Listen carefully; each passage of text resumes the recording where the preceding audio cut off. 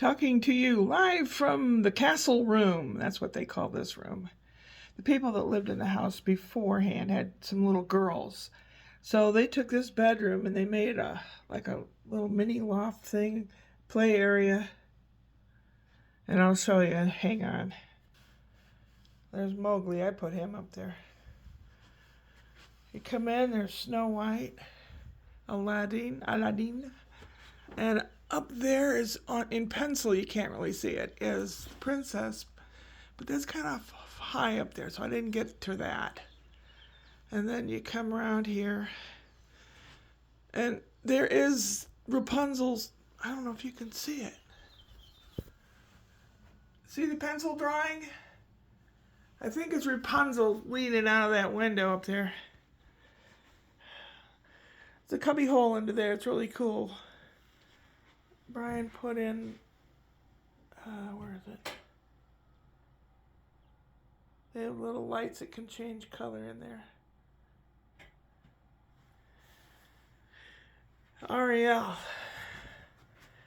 The people that lived here before had pencil drawings of these characters. They were never filled in until today. That's the Little Mermaid. And over there, the Frozen characters. Frozen. It's got a ramp. They just put some black foam on there. I guess maybe the baby's been falling down the stairs. It's a little flat area up there that it's incredibly hard to get to if you're grown up. They have the same view up the street as I do, except they're higher up. My bedroom's right under here. This is the busiest damn street. When I was painting in here yesterday, I never saw so many cars go up and down, up and in and out, and it got to the point where it's like, that guy's been up and down this street 3 times. And of course, there's cool stuff to play with. They were going to be home about 1 o'clock with the flights and everything. But up in Canada, the TSA checked to get back in this country. They pulled Brian out for special screening. They do that to me too sometimes. But what they probably did is probably some light in the low for TSA agents that want a better look to see if he has big feet. What else does he have? You know what I mean? Back in 2000, he did an exchange student thing to Germany, and he loves wearing cargo pants. It's like a lady having a purse. You have a place to put everything, right? All those pockets. When he got back from Germany, they stopped him at the border. Things weren't. It was before the 9/11 thing, so TSA and screenings were not as big of a deal as they are now. But they stopped Brian because he had every pocket in his cargo pants had trinkets, keychains, gifts for friends and family, and extra Deutschmark. That's before they became the euro. The euro took over in 2002. So he had his pants full of stuff. Better than having to carry it in a bag, right? So he had extra screening and all that. So I was told, they messaged me, said that because of this extra screening or whatever, they missed the connecting flight, so they had to be rerouted through another place. And they'll be home like about 6. Those poor people. That'll be 12 hours traveling. Oh my God. With the layovers and those poor kids. And their kids. You'd think the baby was crying and crabby before. You probably have Spencer standing up telling him what for. That's my boy. So I texted Brian back and I said, I heard you were pulled out for extra screening. Probably due to the year 2000 cargo pants pocket incident. Ha ha ha ha. I know even joking like that nowadays on my phone, I could be reprimanded. This is turning into anything you say could be used against you. Anything. The reason I know that is I was brought up under a narcissist, and I married one, an abusive one, and anything can be twisted around. And I was on the debate team at the junior college I went to. Our debate team won second place nationals. And what you do is you are given a subject, and you are told you are pro or con this subject. And I learned how to debate and how you can twist things around, and living under it, and God knows.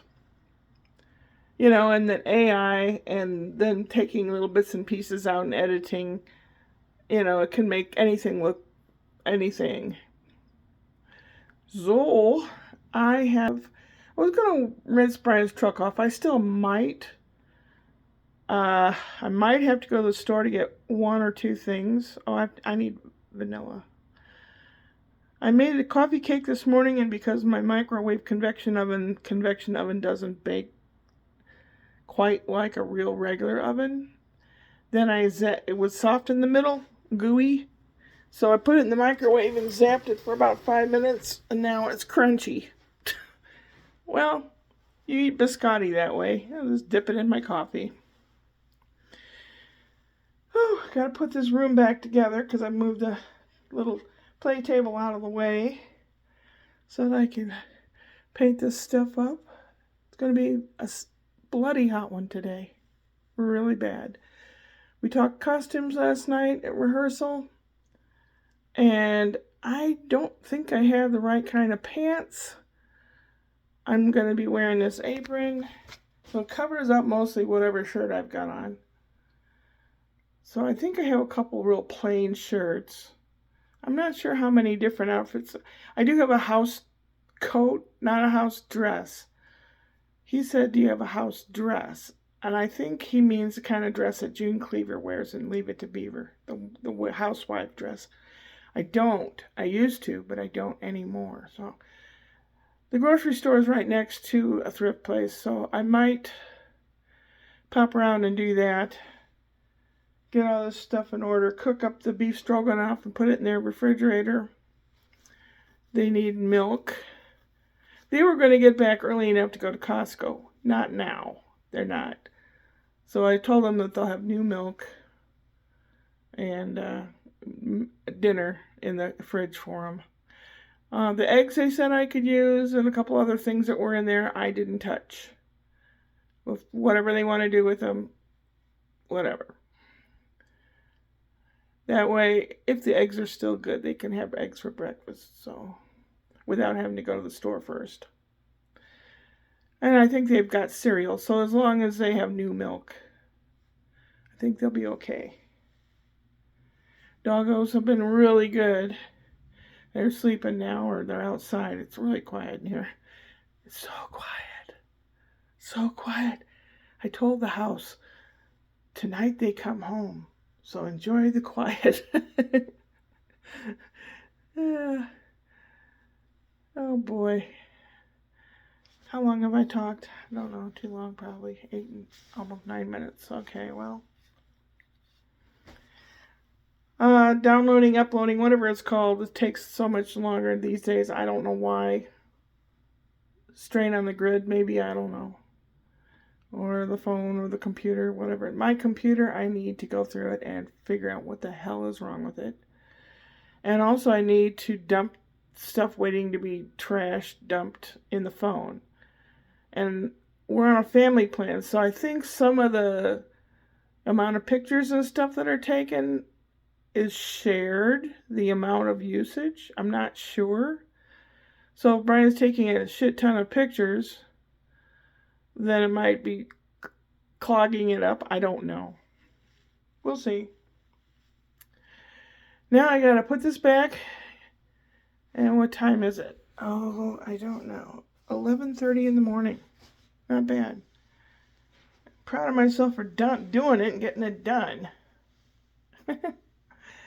Yeah, y'all take care. Happy Canada Day. I was watching the live festivities. And enjoying it, and tears are coming out of my eyes. And I love Canada. The people are so nice and more practical than the people here. Not that there aren't practical people here. There are more of them and less me, look at me, I want. I think this country, you're taught to be a consumer when you're raised to be a consumer. And I think in Canada they're consumers too, but they're more careful and cautious. And something that they have that I'm very delighted that they do have. My son told me that you look at a box of cereal or something on the shelf, and where the ingredients are and the amount of like vitamin A, vitamin C, wheat, sugar, whatever's in it. And then it also tells you what percentage of this product is all Canadian, or is it 100% Canadian, or is it 50% Canadian?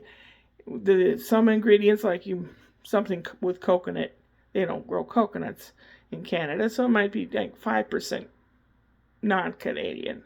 But they tell you, and I think that's really cool. And you know more what you're getting, and there's less fake crap. Less fake crap in Canada, and let's keep it that way. All right. Elbows up, everybody. I love you. Upward and onward.